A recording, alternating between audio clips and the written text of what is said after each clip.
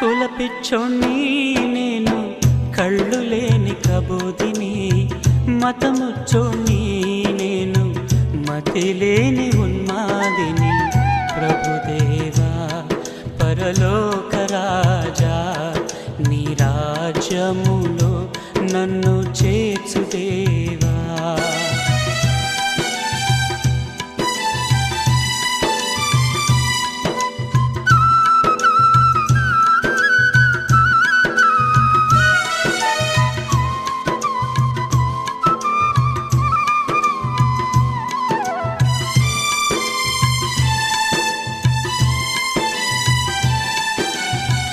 నా కులం నా కళ్ళు పొడిచిందిలే, నా మతం నా మనసు విరిచిందిలే.